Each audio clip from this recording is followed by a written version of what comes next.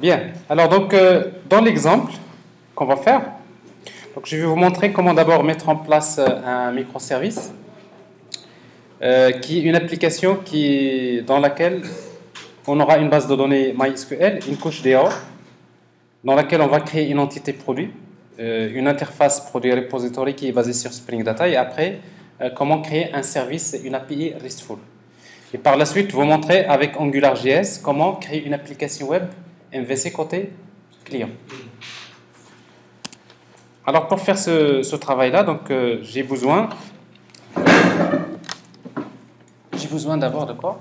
De connexion. Alors qu'encore parfois sans connexion on ne peut rien faire. Parfois.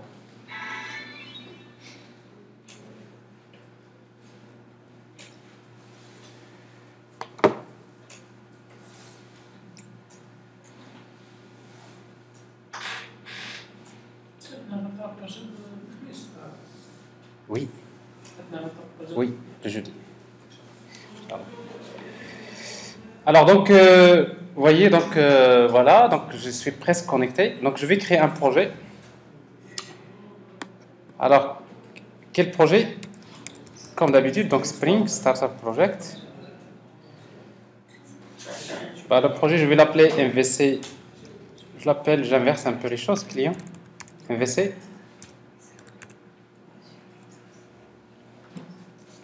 Catalogue. Client MVC catalogue. Alors, je vais utiliser toujours les mêmes paramètres. Donc, le package org.sid. Donc, je garde les mêmes paramètres d'habitude. Alors, quelles sont les dépendances que je vais utiliser? Alors, j'aurai besoin de... Je sais pas, vous suivez? MySQL. Alors, dans la catégorie web, j'ai besoin de web.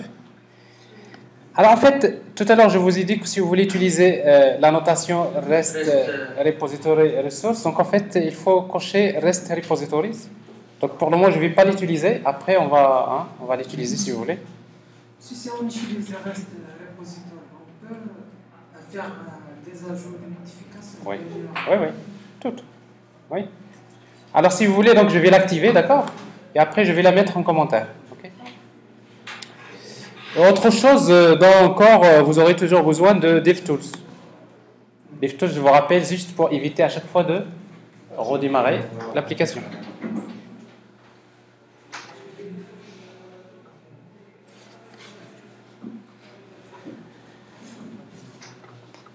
Alors, sur mon projet, donc d'abord, dans mon fichier pom.xml, donc il y a une dépendance que je vais, pour le moment, que je ne vais pas utiliser. Ouais, donc c'est laquelle? C'est data rest pour le moment. Alors, add block comment. Voilà. Et après, donc, je vais commencer par créer l'entité. L'entité produit. Alors, classe. Alors, produit. On va utiliser le package d'habitude. Entité. Vous me suivez? C'est à vous de me dire ce que je dois faire parce que sinon... Alors, une entité, nous avons dit que c'est une classe qui est sérialisable. On a fait ça plusieurs fois. Alors, il est défini par le ID, la désignation, par le prix,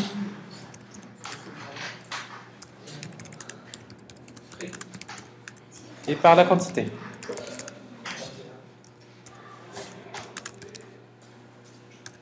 Quantité. Après, donc, j'ai besoin de générer un constructeur sans paramètres, un constructeur avec paramètres,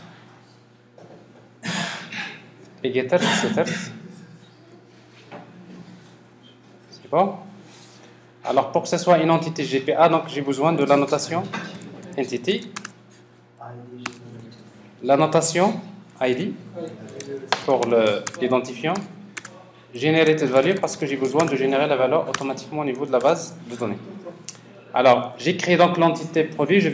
Pour gérer les produits, je vais créer l'interface produit repository. Donc, je vais l'appeler produit repository. Je change de package, je vais utiliser le package DAO. Alors, pour gérer les produits, donc pour faire le mapping objet relationnel, extend, j'hérite de GPA repository, l'entité c'est produit que je vais gérer, et le ID du produit, il est de type langue. C'est terminé le mapping objet relationnel. Donc vous voyez donc la couche DAO, il se résume tout simplement à la création de cette interface.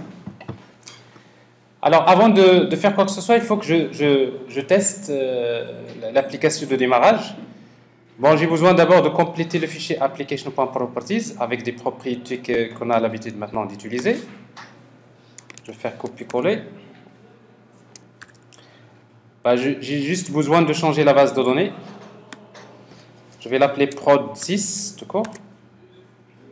Alors cette base de données, elle doit être créée. Donc, phpMyAdmin.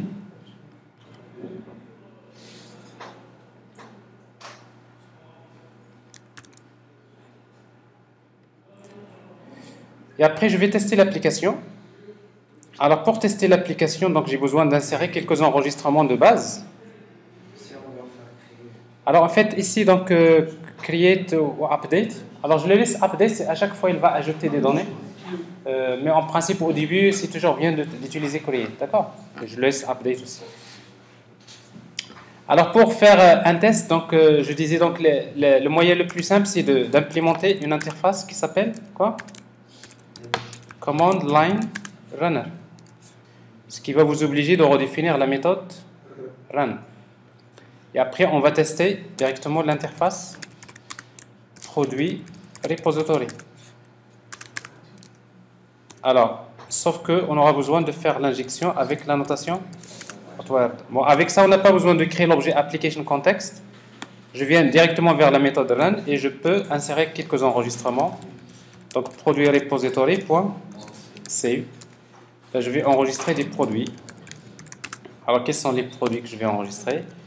Bon, le mot HP, toujours, il est là. On dirait que je fais la publicité pour HP, mais c'est comme ça. 906. J'ai besoin donc des produits. Allez, on va dire Samsung.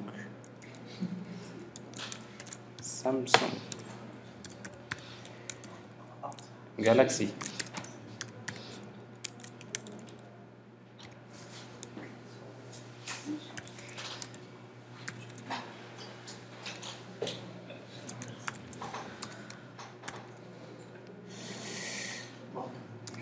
Mac Xerox. Il n'y a pas de Xerox Galaxy 500. Bon, alors, j'ai quelques produits, donc je démarre l'application. Run Java Application. Bon, la base de données va être générée et après, il va nous insérer quelques données dans la base de données. Après, maintenant, on va créer un web service donc pour tester notre application via un service RESTful. Alors, si tout se passe bien, donc en principe, il n'y aura pas de problème a priori. Alors, on regarde la base de données. Produit 6. Nous avons les produits. Alors, plus rapide que ça? Si vous faites plus rapide que ça, bon, généralement, c'est que... Hein? Même si vous prenez un outil WYSIWYG, d'accord, dans lequel vous destinez, vous générez l'application, ça va prendre plus de temps que ce que vous créez. Hein? Alors maintenant, je vais créer le web service. Maintenant, je viens de, si vous voulez, au niveau de l'architecture.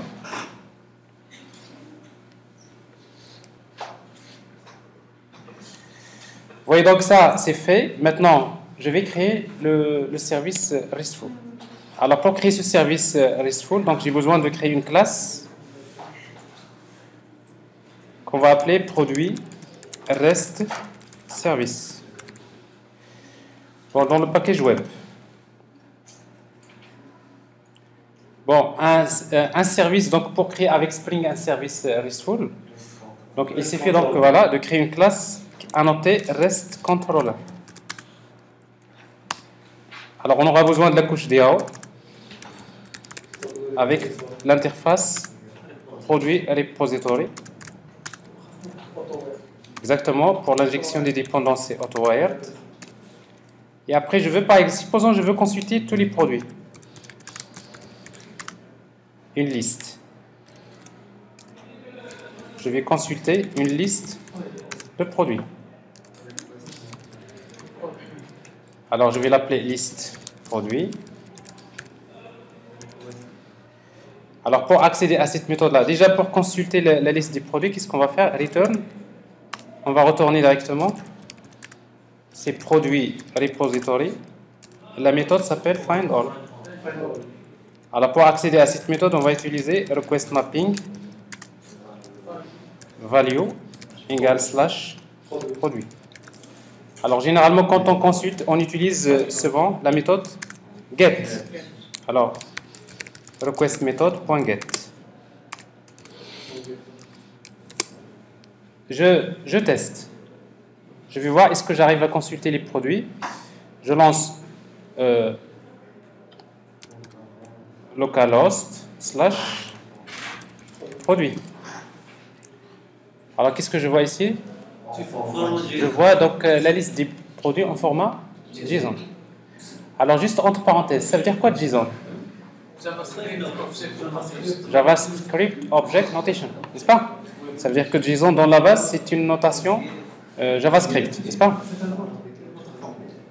Alors, vous savez qu'avec JavaScript, pour créer un objet, si vous travaillez avec JavaScript, si vous voulez créer un objet, par exemple JavaScript, vous pouvez écrire ça. Var x, par exemple l'objet O égale, vous ouvrez directement le O égale x de point 1, y de point 7. C'est quoi ça? C'est un objet JavaScript. Ce qu'on fait dans JavaScript, pour créer un objet, vous n'êtes pas obligé de créer une classe. Vous créez un objet. Bon. C'est un objet qui a deux attributs. X égale à 1, y égale à 7. Si vous voulez créer un tableau, T, on utilise les crochets. Dans un tableau, vous pouvez créer, par exemple, plusieurs objets. Une collection d'objets, ça s'écrit comme ça. Virgule. Ça? Alors, c'est quoi ça? C'est un tableau d'objets dans JavaScript. Alors, sauf que comme c'est une syntaxe qui est un peu séduisante, qui est très compacte, on a utilisé ce format-là pour échanger les données entre les applications. Avant, c'était XML, mais après, en principe, avec JSON, c'est beaucoup plus compact, c'est beaucoup plus léger. Il dit quoi donc? Il devient un standard d'échange de données entre les applications, tout comme XML. Alors maintenant, ici, comme vous voyez ici, je vois, ça c'est un tableau, n'est-ce pas? Je vois ici une liste d'objets que je récupère là. Alors pourquoi j'ai beaucoup d'enregistrements? Parce que j'ai utilisé DevTools. À chaque fois que je fais une modification, il redémarre. Et quand il redémarre, donc il ajoute toujours des... Donc j'ai plusieurs enregistrements qui sont dupliqués à ce niveau-là.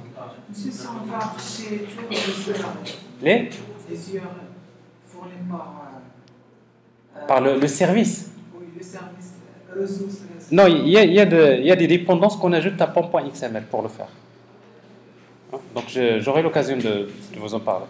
Mais il faut d'abord que tout le monde comprenne déjà les choses de base. C'est bon? Alors maintenant, je veux par exemple consulter un produit. Qu'est-ce que je vais faire? Donc je vais, pour respecter la norme, voilà ce qu'on va faire. Donc on va utiliser donc toujours, la méthode, je vais l'appeler get produit. Qu'est-ce qu'on va lui donner comme paramètre? ID. Alors généralement pour consulter un produit, sachant sa clé primaire, on utilise ce qu'on appelle les path params. On ne va pas utiliser un query param, mais plutôt un path param, comme ça, slash. Dans le path, vous mettez slash paramètre ID. Ça veut dire que normalement, je dois taper slash produit slash 1. Ou bien slash produit slash 2. Donc ça, c'est un path param. Mais pour dire à Spring, à Dispatcher Servlet, comme quoi c'est un path param, il y a une annotation qui s'appelle path variable. Alors, path variable s'appelle... Comment il s'appelle? Il s'appelle ID. Ici, donc, qu'est-ce que je vais retourner? Je vais retourner un produit, tout à fait.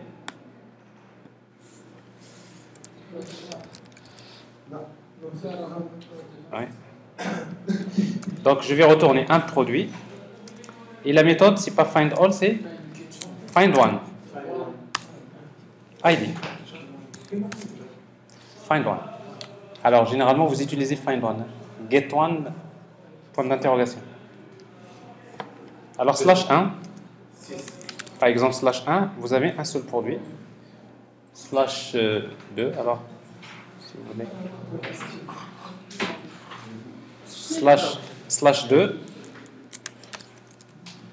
Donc, ici, donc, j'arrive à consulter un produit. Je veux ajouter un produit.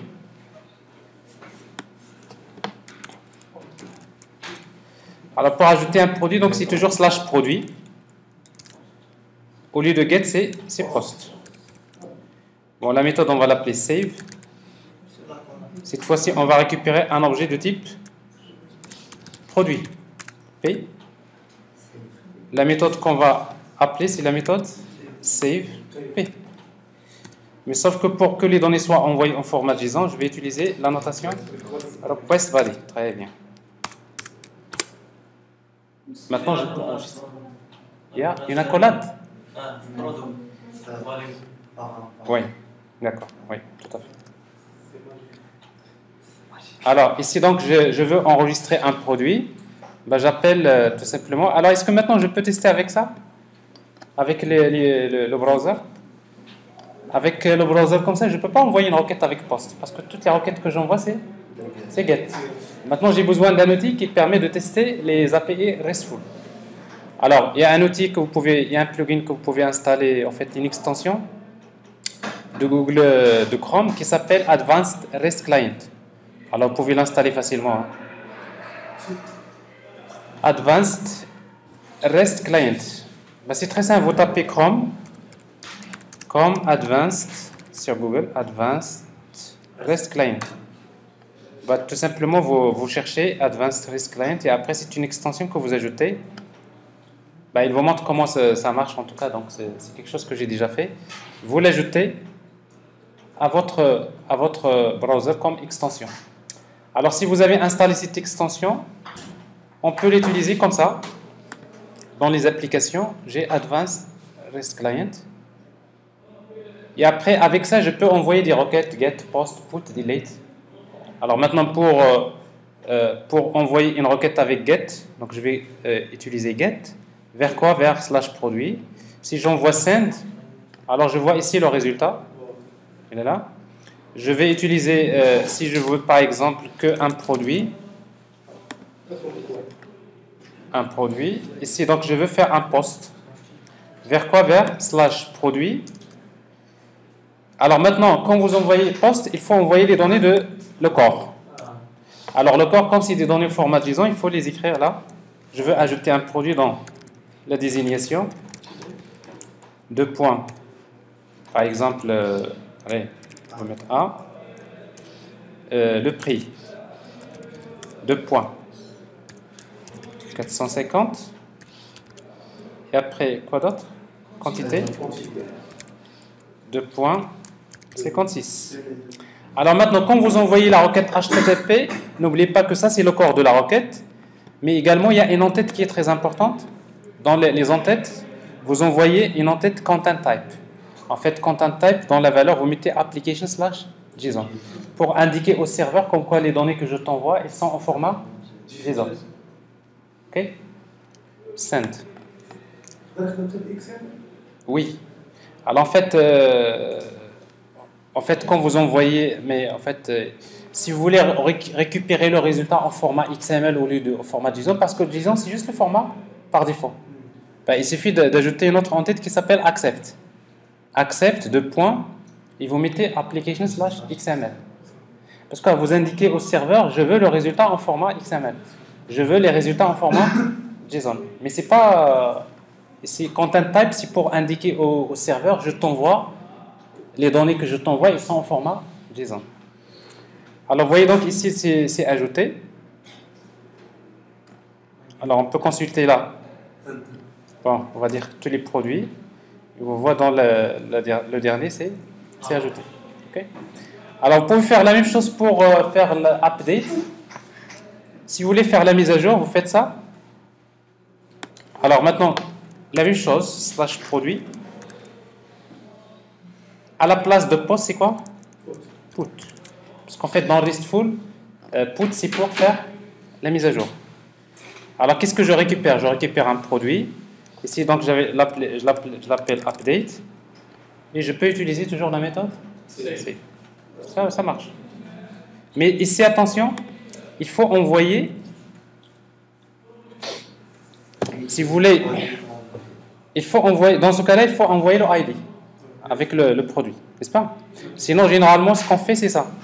C'est qu'on utilise un path param ID, parce que je veux mettre à jour un produit dont le ID est connu. Ben, il dit que donc ici, vous aurez besoin de spécifier long ID, n'est-ce pas? Avec quoi? Avec quelle annotation? Path variable. Et après, vous mettez name égale ID.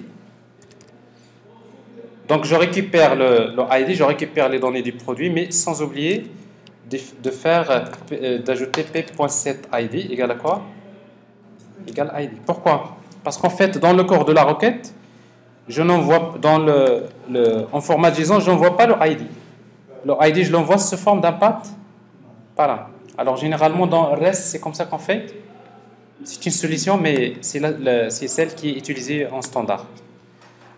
Alors, si vous faites ça, on pourra par exemple prendre un exemple de produit, par exemple le 1. On va changer donc la désignation.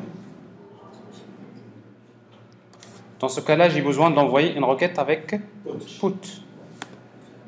Toujours vers slash produit, mais cette fois-ci, je dois mettre slash 1. Je voudrais mettre à jour le produit numéro 1. Alors, qu'est-ce que je veux changer?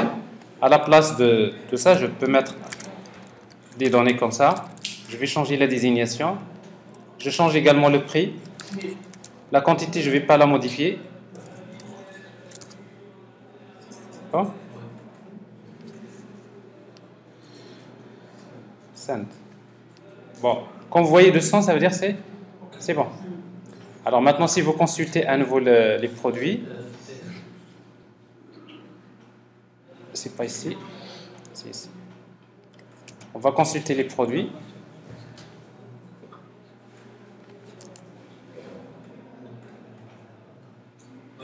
Mais il faut faire attention. Parce qu'on n'a pas envoyé la quantité, donc il a pris la valeur par défaut. Donc pour lui, donc il met à jour les données. Donc ce qui fait que généralement, avant de faire update, il faut d'abord faire edit, consulter, n'est-ce pas? C'est ce qu'on fait d'habitude. Bref, alors ça c'est, vous pouvez dire que vous avez créé l'API RESTful. Alors maintenant, je vais passer à la couche présentation. Je veux créer une application web en utilisant AngularJS. Tout à fait. Alors maintenant, pour travailler avec AngularJS,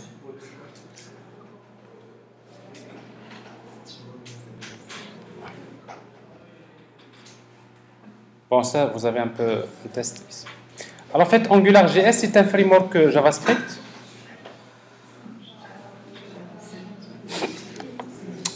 Donc l'idée de base, c'est quoi? C'est que, vous suivez? Donc AngularJS, c'est un framework JavaScript qui lui-même respecte MVC, mais cette fois-ci côté client. C'est quoi l'idée de base? Vous allez créer des vues HTML statiques, mais vous aurez également besoin de créer une application AngularJS dans laquelle vous ajoutez des contrôleurs. En fait, un contrôleur lui-même, chaque fois qu'il y a un événement qui se produit dans la vue, on fait appel à une fonction qui se trouve dans le contrôleur. Le contrôleur, généralement, il envoie des requêtes HTTP vers le serveur, vers le web service. Il récupère des données en format JSON. Et ces données-là, il va les stocker dans le modèle. Et après, tout ce qui est stocké dans le modèle, il s'affiche automatiquement dans la vue, via un concept qui s'appelle le data binding. Ça veut dire que il suffit donc de modifier le modèle, automatiquement la vue est mise à jour.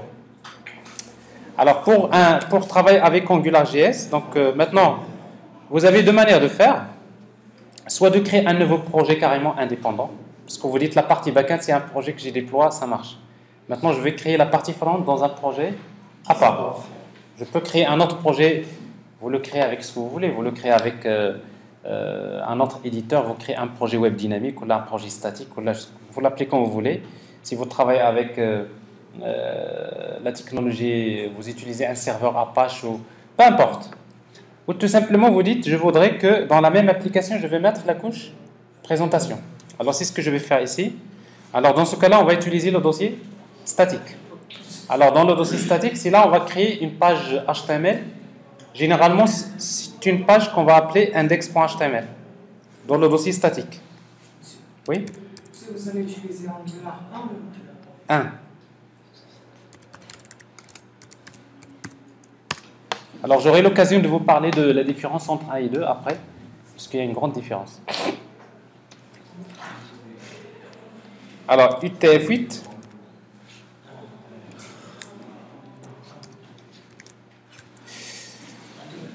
Alors, ici, donc ça c'est le titre de la page, catalogue.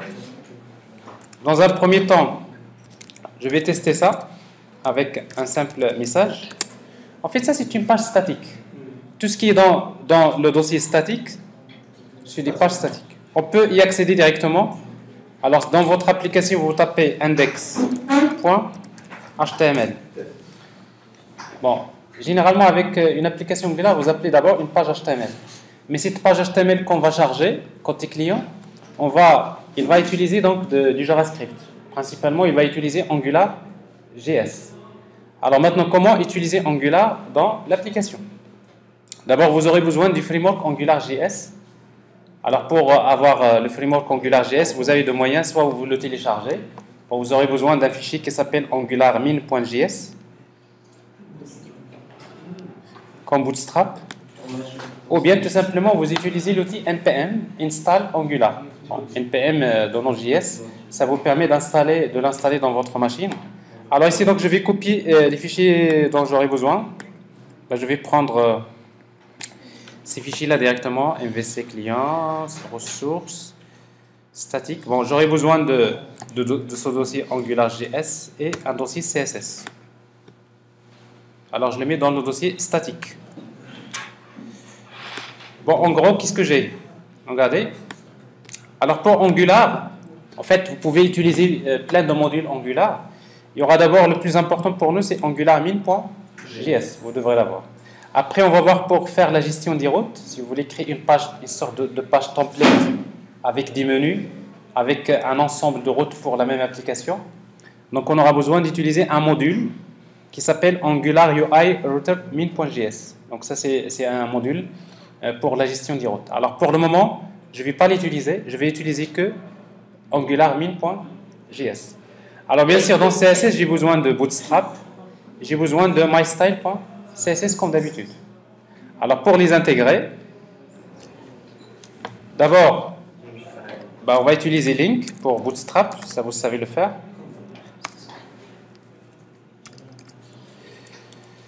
Alors, Link rel égale stylesheet.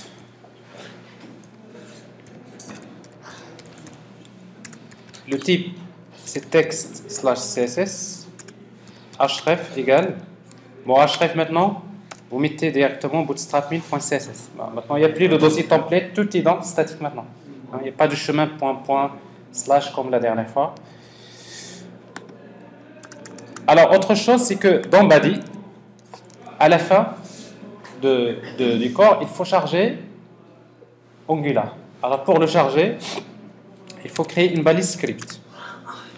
Type égale JavaScript et source. Et après, on va choisir le fichier angularmin.js. Alors maintenant, on aura également besoin maintenant de créer notre propre application JS, notre propre contrôleur, c'est-à-dire notre propre contrôleur. On va les mettre dans un dossier qui s'appelle js/app.js. Ça veut dire que maintenant, j'ai besoin de créer le fichier app.js. Alors, pour le créer, je vais créer dans statique un dossier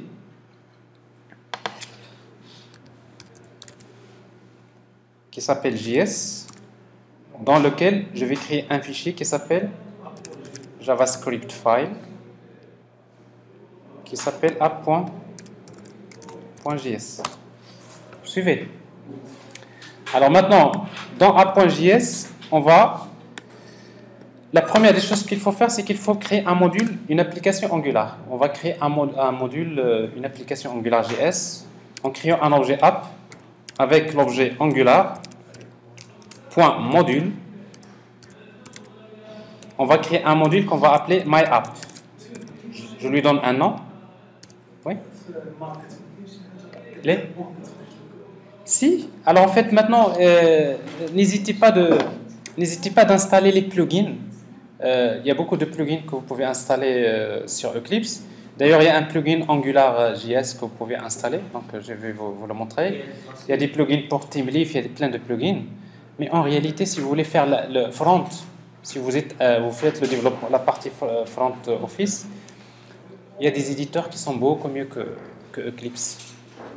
WebStorm, c'est le meilleur. Donc, si vous travaillez avec WebStorm, à mon avis, en principe, vous avez un éditeur, vous serez très assisté. Donc, soit que vous faites les développements mobiles ou bien le développement web côté front. Si vous faites du front, vous utilisez WebStorm. Mais en plus, si vous êtes un développeur PHP, par exemple, vous faites la partie backend avec PHP, il vaudrait mieux utiliser PHP Storm, parce que dans PHP Storm, il y a également WebStorm. C'est un peu c'est un couple. Mais bref, comme vous voyez, donc, même sur Eclipse, si vous voulez améliorer l'intelligence, tout ça, donc vous aurez besoin il y a des plugins que vous pouvez installer. Alors maintenant, vous créez un module qui s'appelle MyApp. Et après, si vous avez des dépendances, on va utiliser entre les crochets, on va spécifier d'autres modules dont dépend votre application. Alors pour le moment, je n'utilise aucun autre module supplémentaire. Et après, on aura besoin de créer un contrôleur. Alors pour créer un contrôleur, on va utiliser contrôleur. Le contrôleur, je vais l'appeler produit contrôleur. Et après, je vais lui associer une fonction JavaScript. Vous voyez donc, qu'est-ce que je viens de faire? Je viens de créer un contrôleur. Alors en fait, mon contrôleur a besoin d'utiliser des services. Là, je vais vous montrer un peu une architecture.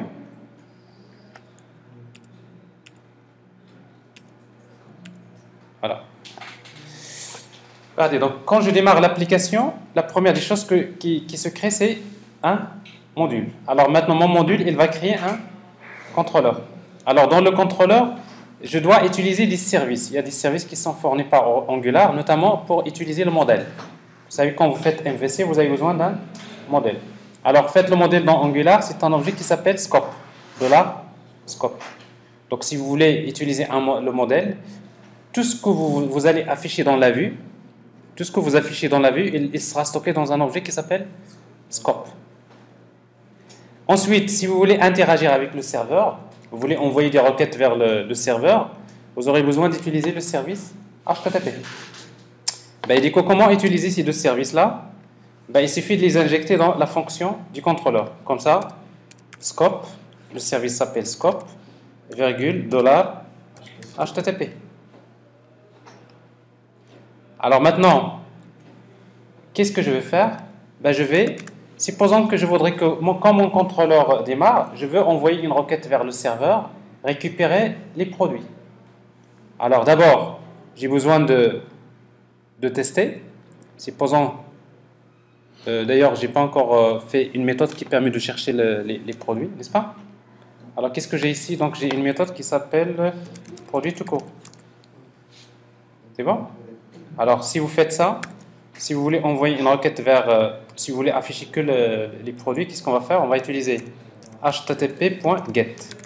Ça veut dire avec l'objet HTTP, j'envoie une requête HTTP vers le serveur. C'est quoi l'adresse? Cette adresse-là. Et après, j'envoie la requête, c'est une requête Ajax. Et après, .success function data. Alors ça veut dire quoi? J'envoie une requête HTTP, j'attends la réponse. Quand la réponse arrive, si c'est OK, je récupère le corps de la réponse, c'est des données JSON, ils seront stockés dans data. Alors maintenant, ces données-là, où est-ce que je vais les stocker? Dans le scope, parce que c'est la vue qui va les afficher. Il suffit donc d'utiliser scope. Je vais par exemple créer un tableau qui s'appelle produit, égal à quoi? Égal data. Alors ici j'ai j'ai une liste. C'est pas une page. Vous voyez donc ici, donc j'ai pas encore fait la pagination. Donc je vais devoir ajouter une méthode pour faire cette pagination. Okay. Alors maintenant, on aura juste besoin de déclarer comme variable globale scope.produit égale. Bon, je l'initialise au départ à nul, si vous voulez. Alors ça veut dire qu'au début produit, donc j'ai pas de produit, mais une fois que j'envoie la requête HTTP, je récupère les résultats, donc j'ai les produits. Mais sans oublier également le cas où il y a erreur. Alors s'il y a erreur, ben on va juste console.log error. On va afficher l'erreur. Oui. Est-ce qu'il est obligé d'initialiser la variable produit? Non. Vous n'êtes pas obligé, mais c'est une bonne pratique. Quand vous dites par exemple comme ça, si vous savez que produit c'est un tableau, il vaudrait mieux l'initialiser comme ça. C'est un tableau. Au départ qui ne contient rien. Si c'est un objet, vous l'initialisez comme ça. C'est un objet. Sinon, vous mettez nul, tout simplement, c'est la valeur pas utilisée. Alors maintenant, on vient de créer un contrôleur. Je reviens à la vue. Je vais juste voir comment afficher les données du modèle. Alors pour utiliser donc notre application Angular, donc on aura tout d'abord besoin d'utiliser des attributs ngApp dans le body. Comment s'appelle l'application? C'est my. Il faut indiquer à cette vue quelle est l'application Angular que tu vas utiliser. Encore plus, quel contrôleur? Avec ng contrôleur. Alors mon contrôleur s'appelle produit contrôleur. Alors en fait, comme je vous disais tout à l'heure, il y a un plugin que j'ai installé qui s'appelle AngularJS que je dois activer pour ce projet. Donc je vais vers Configure, Convert to AngularJS Project. En fait, ça c'est un plugin que vous installez AngularJS. Pas Angular, AngularJS. Pourquoi? AngularJS c'est Angular 1.0, alors que Angular 2, il s'appelle tout court Angular. C'est juste une différence. Alors en fait, ce plugin, donc, il va juste m'aider un peu à retrouver mes attributs. C'est-à-dire, au niveau de l'intelligence, ça sera mieux. D'ailleurs, comme vous pouvez le constater, bon, donc ils sont maintenant en bleu. Ce n'est pas le bleu qui va changer la chose, mais en tout cas, ça ne change pas grand-chose. Mais là, en rouge, encore, c'est pas normal. Bien. Alors, MyApp, est-ce que je l'ai appelé comme ça? MyApp, donc c'est bien ça. Alors maintenant, ici, ça veut dire quoi? Ça veut dire que je suis en train d'indiquer à ma vue comme quoi tu vas utiliser une application qui s'appelle MyApp. Dans cette application, je peux créer plusieurs contrôleurs. Mais quel est le contrôleur que je vais utiliser? Produit contrôleur. Ça veut dire qu'entre body et /body, je vais utiliser ce contrôleur. Donc d'ailleurs, vous pouvez le déclarer dans un div, vous pouvez le mettre là où vous voulez. L'essentiel, ça concerne l'élément sur lequel vous l'avez déclaré. Alors ici, donc, supposons que je voudrais afficher la liste des produits. Ben, je vais utiliser classe égale container. Je vais créer un tableau, table. Alors tr, th.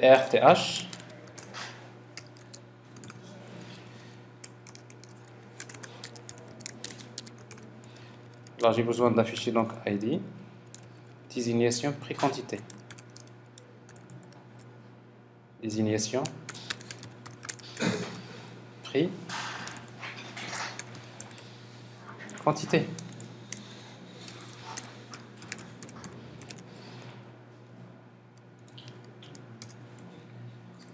Et après, donc, j'ai besoin de faire une boucle. Alors, pour faire la boucle maintenant, je sais que les données se trouvent dans le modèle, n'est-ce pas? Et il suffit d'utiliser ngRepeat. Pour chaque produit P, in. Alors, je sais que dans mon scope, dans mon modèle, j'ai un attribut qui s'appelle produit, in produit directement. Donc, je parcours donc la liste des produits et après, je vais afficher dans DTD la valeur de produit P. Alors pour afficher donc la valeur d'un objet, on utilise l'expression double moustache. On l'appelle comme ça double moustache parce que dans l'origine c'est des moustaches. Il y a un framework JavaScript qui s'appelle moustache aussi. Vous le connaissez. Parce que dans la base, c'est une syntaxe qui vient de là. Alors, qu'est-ce que je vais afficher ici? Donc, p.id. N'est-ce pas? Avec ThemeLeaf, qu'est-ce qu'on faisait? th each. Mais ça, c'est côté serveur. Et après, on utilise th-text. Et maintenant, c'est Angular qui va lire ces expressions. Donc, je vais afficher ID. Et pour les autres, la même chose. Désignation. Prix. Quantité. Alors si j'actualise la page HTML que j'avais tout à l'heure actualisée, alors ici donc je vois, en fait j'ai récupéré tous les produits. Alors j'arrange un peu ça au niveau design. Class égale table stripped. Alors ça me donne un tableau. C'est bon? Alors j'ai donné. Alors ce qui est intéressant, c'est que les données que je vois là, il faut regarder les outils de développement. C'est important pour voir ce qui se passe. C'est que quand j'actualise, normalement je demande la page index.html. Mais quand la page index.html est chargée, elle-même, elle envoie une requête vers / produit. Mais regardez le résultat. Bon, le résultat que je récupère, c'est de données format JSON. Mais Angular, il intercepte ces données-là et après, je les ai ici. Alors maintenant, je ne veux pas les afficher dès le départ, je veux créer un bouton. Quand je clique sur le bouton, par exemple, j'appelle la fonction. Alors, qu'est-ce que je vais faire? Ben, je vais ajouter un div.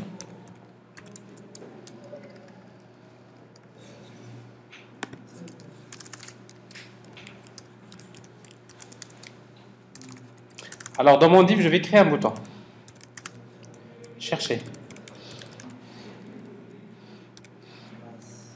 Alors, cette fois-ci, donc, quand vous travaillez avec Angular, ce n'est plus la peine d'utiliser href et submit et les formulaires. Pourquoi?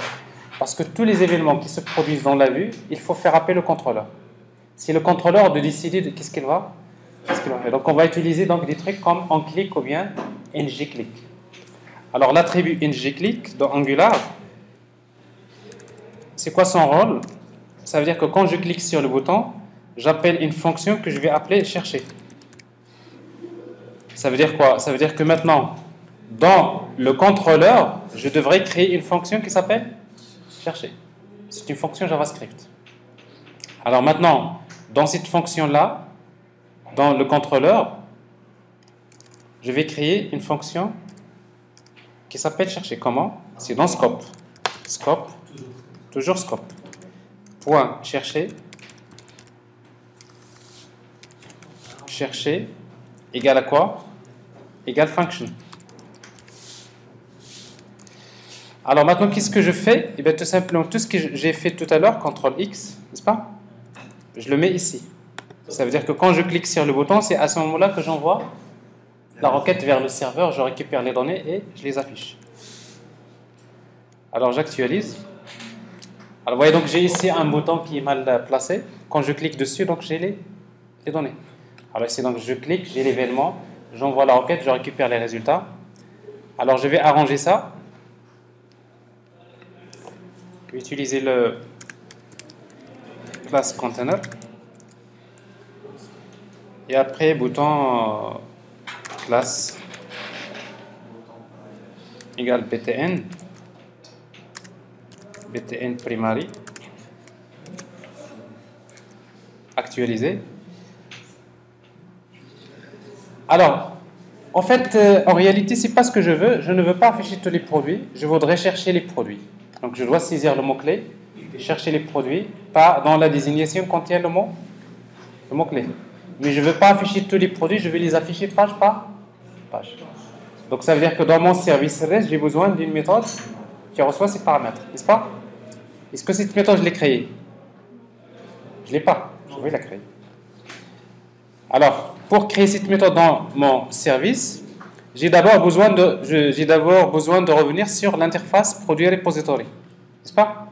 Je dois ajouter la méthode qui permet de chercher. Alors, on va la créer. Alors, c'est une méthode qui permet de retourner une page de produit. La méthode, je vais l'appeler chercher. Qu'est-ce qu'il reçoit comme paramètre? Le mot-clé et un objet de type pageable, parce que je vais faire la pagination. Ben, il suffit donc d'ajouter la requête avec l'objet, la notation query. Query. Alors, c'est quoi la requête qu'on va exécuter? C'est select p from produit p where p.désignation like de point x. Et après, il faut remplacer x par sa valeur, notamment avec param. Et on va mettre x. La magie de Spring Data. Alors maintenant, je viens d'ajouter une méthode dans la couche DAO. Je dois maintenant l'utiliser dans la couche, dans le web service. Alors qu'est-ce que je vais faire? Donc je reviens vers mon web service. Ici, donc je vais utiliser la même méthode, copier-coller. Bah, supposons ici je vais l'appeler chercher, tout court. C'est avec get. Alors cette fois-ci, donc la méthode chercher, qu'est-ce qu'il va recevoir comme paramètre? 3 paramètres. Le premier, c'est le mot-clé. Le deuxième, c'est la page. Le troisième, c'est size. Et qu'est-ce qu'il va retourner? Une page de produit. Ici, qu'est-ce que je vais faire? Donc, produit repository, j'appelle la méthode chercher. MC, précédé par un pourcentage avant et un pourcentage après. Ici, donc, qu'est-ce qu'on va mettre? New page request. Alors, quels sont les paramètres qu'on va lui donner? Page et size. Voilà. Point chercher. Point virgule. Je viens d'ajouter une méthode dans mon web service. Je vais la tester d'abord. Ici, qu'est-ce que je dois taper? Chercher. Point d'interrogation. MC égale HP par exemple. H. And. Page égale à 1. And. Size égale à 4. Ici, j'ai un objet page. C'est un objet qui contient content. Il me renvoie les données du produit, mais en même temps, il m'envoie d'autres métadonnées comme total pages. N'est-ce pas? Alors maintenant, j'ai quand même besoin de donner les valeurs par défaut, parce que si vous le laissez comme ça ne va pas marcher. N'est-ce pas? Alors c'est pour cela que quand vous utilisez les paramètres de type path-param, c'est bien d'utiliser request param. Et vous donnez le nom du paramètre, c'est MC, et vous ajoutez default value. Et c'est quoi la valeur par défaut? C'est une chaîne 8. Alors pour la page, on va mettre la page par défaut, c'est quoi? C'est 0.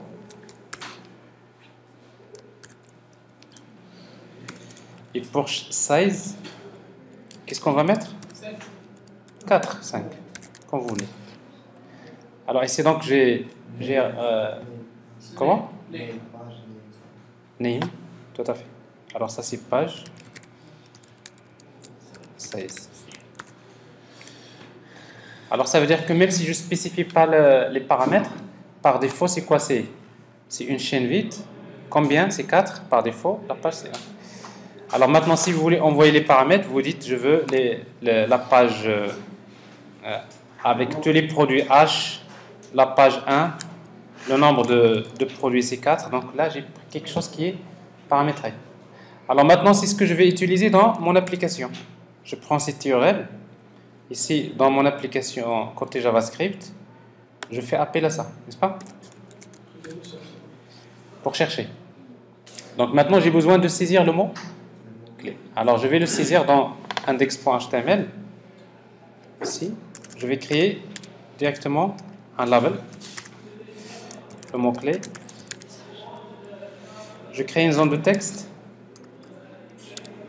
Alors, input type égale texte.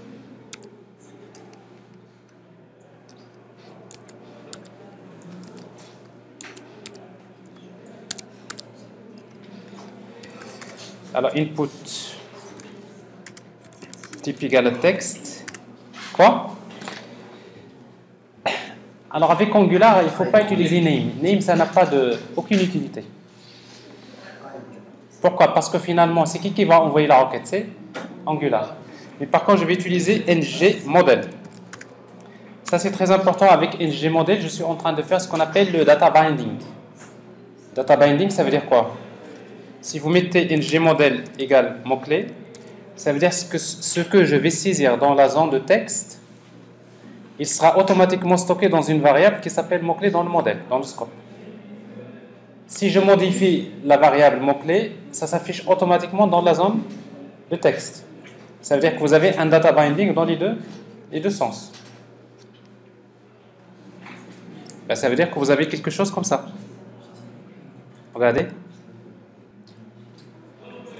Alors, input type égale text, name égale ngModel, c'est mot-clé. Ça veut dire ce que je vais saisir dans ce mot-clé, ici, automatiquement, il va être stocké dans une variable qui s'appelle mot-clé. Donc, il suffit de déclarer une variable mot-clé dans le scope et je fais mon travail. Donc, j'ai déjà ici ngClick, chercher. Alors, je déclare ici une variable scope égale scope.quoi.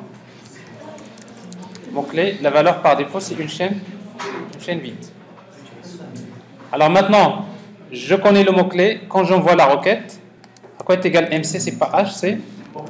Je vais faire plus scope.mot-clé. Plus. Même la page et ça, je vais les paramétrer. Comment? Ben, je vais déclarer à nouveau donc un paramètre scope.page courante égale à 0. Et scope.size égale à quoi? Égale à 4. 5 comme vous voulez. On va mettre 5. Alors ici donc à la place de 1, qu'est-ce qu'on va mettre? Scope.page courante. Et à la place de size, on va mettre scope.size.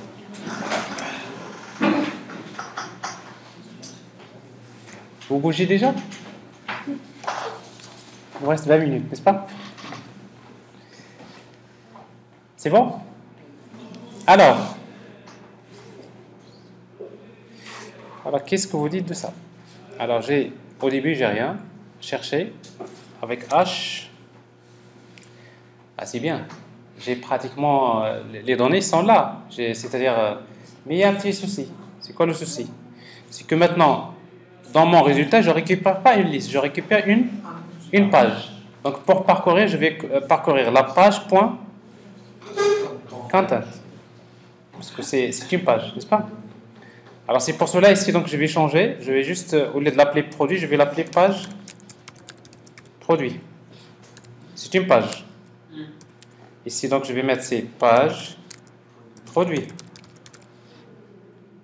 Et du coup, dans la vue, qu'est-ce que je vais faire une boucle sur quoi? C'est page produit.content. Qu'est-ce qui m'intéresse dans la page? C'est la liste. Et la liste, c'est content.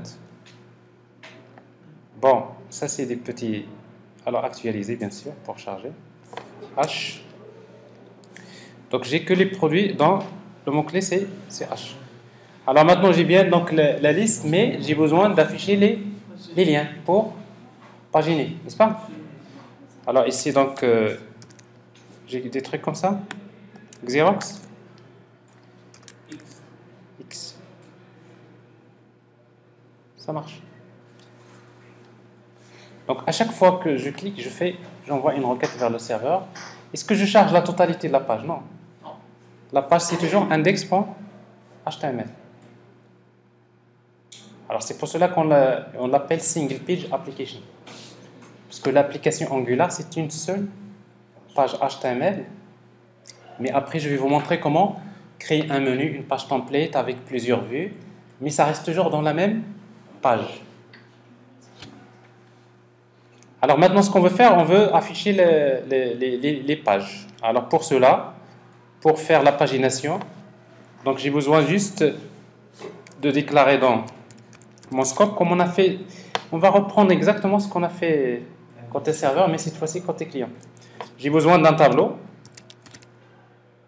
que je vais appeler page. C'est la liste des pages. Point. Page.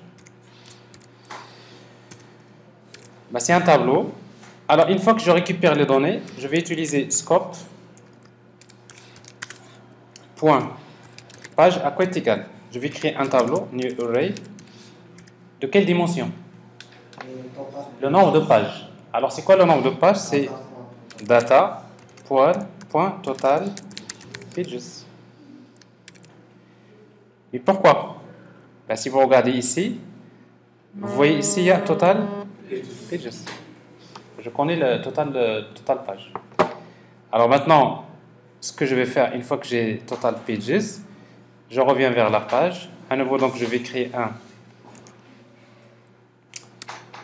un div.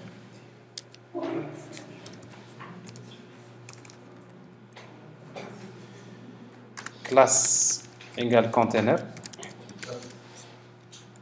Et après, je vais créer un UL avec plusieurs LI. Et dans chaque LI, je vais créer un lien A. Ok. Maintenant, ce LI, je vais le répéter combien de fois? ng repeat. Encore, pour chaque page in pages, qu'est-ce que je vais afficher? Page P. Mais si j'affiche P, il va m'afficher 0. Pourquoi? Parce que le tableau, la même chose. Les valeurs, c'est par défaut. Parce que j'ai créé un tableau, mais dans les valeurs, par défaut, c'est de 0. Alors moi, ce qui m'intéresse, c'est l'index, c'est pas la valeur. Alors avec Angular, si vous voulez parcourir un tableau par l'index et non pas par valeur, vous utilisez track by index avec $. Ici, au lieu d'afficher page, vous utilisez $index.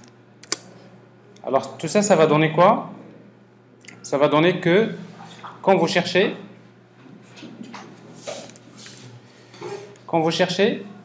ici, a priori, il n'y a rien. Alors s'il n'y a rien, ça veut dire qu'on a mal écrit le... Si vous avez pages, regarde ici, page, data.total pages, a priori, il n'y a pas de problème. Bon, en fait, c'est pas ça le point virgule qui pose problème. C'est page data, c'est une page. C'est bien page. Juste vous regardez si on ne s'est pas trompé dans l'expression. ng repeat. P in pages track by $index. Correct. A priori, il n'y a pas de problème. Alors, on va regarder les outils de développement. Parce que souvent, quand on fait des erreurs JavaScript, vous ne pouvez pas les voir comme ça. Il faut voir console. Regardez. Data is not defined. Bon, data, j'ai utilisé $1. Vous n'avez pas fait attention. Mais data, il n'y a pas de $. Ici. Pas de $ sur data.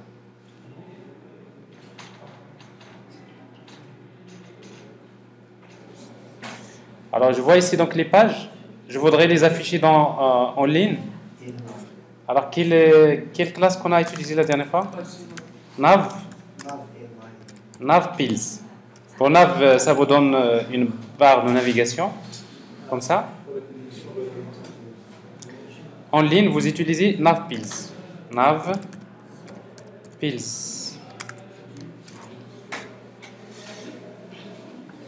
Alors, ça donne quelque chose qui est correct. Alors maintenant, quand je clique, je dois encore envoyer la requête pour chercher la page. Alors pour cela, d'abord, vous voyez le lien. Je n'ai pas le curseur de la souris. Pourquoi? Parce que je n'ai pas utilisé href et je ne vais pas l'utiliser. Alors comment maintenant changer le curseur? J'ai juste besoin d'utiliser une classe que je vais appeler clickable. Alors il y a un fichier que j'ai créé qui s'appelle myStyle. Alors pour moi la classe clickable c'est quoi? Je mets curseur égale pointer. J'ai également une classe spacer 40 pixels. Non.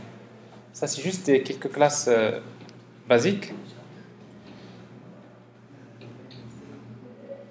Alors si j'actualise, donc je vais avoir. Alors c'est clickable, c'est pas bien écrit. Est-ce que j'ai intégré le fichier? Oui, non. Alors j'ai pas intégré le fichier mystyle.css.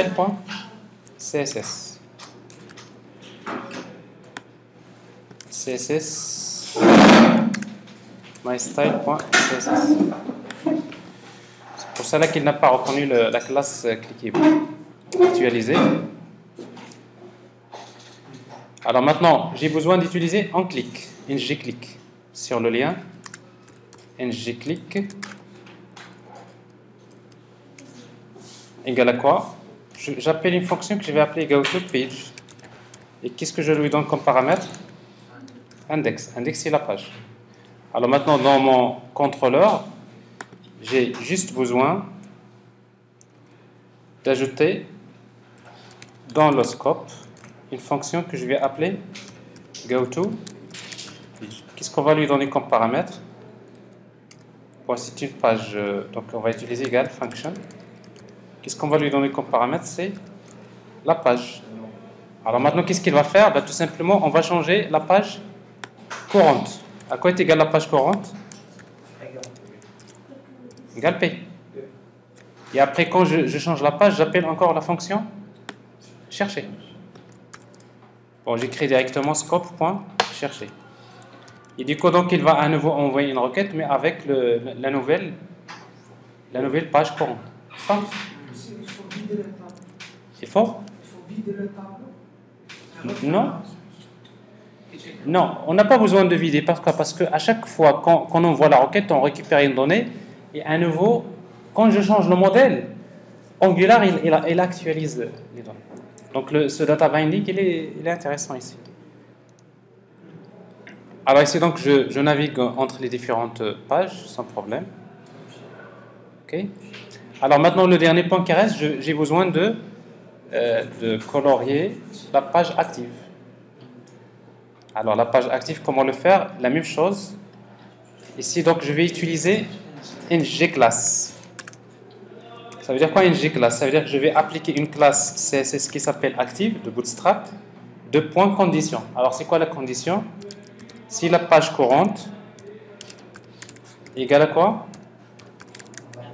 Index. Alors si index égale la page courante, j'applique la classe active.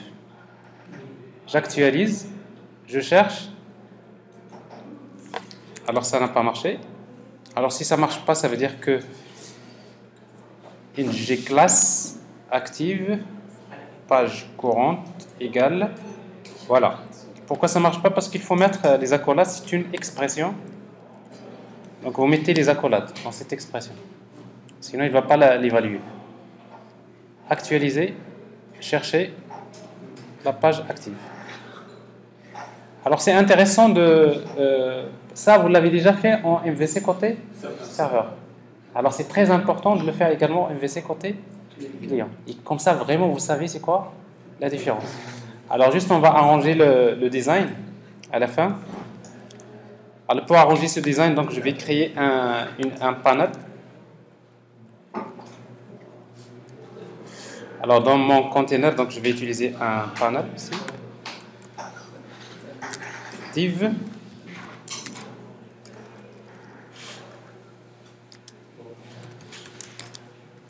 Par classe égale panel.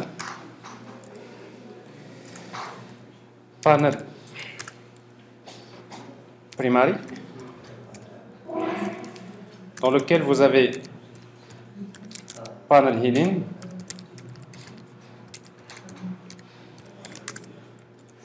donc ici donc ça c'est la liste des produits, et panel body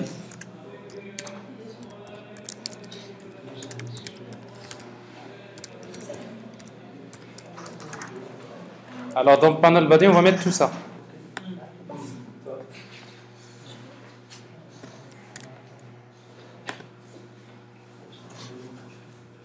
Je croyais un div qui manque. Non? Si? Oui. Je ne devrais pas prendre ce slash div là. CTRL X.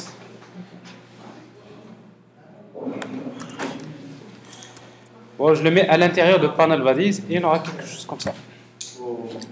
Alors on ne va pas le laisser quand même comme ça. Il faut quoi? Il faut l'envelopper. Alors, classe.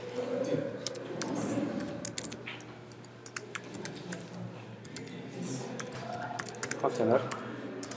Spacer. Alors tout ça, on le met à l'intérieur de ce div.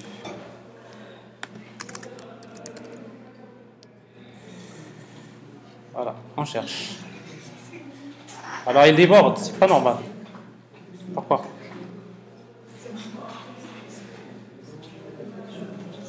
Parce que vous avez un autre container. Container, tout ça c'est plein de containers en plus. Alors ça je l'enlève. Alors le slash div, slash table, div container, slash div.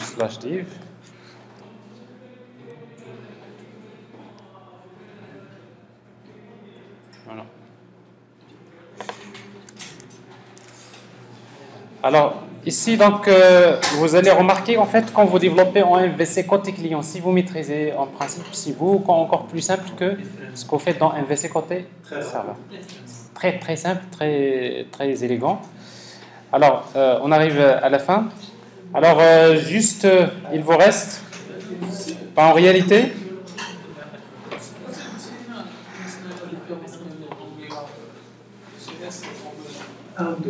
ouais.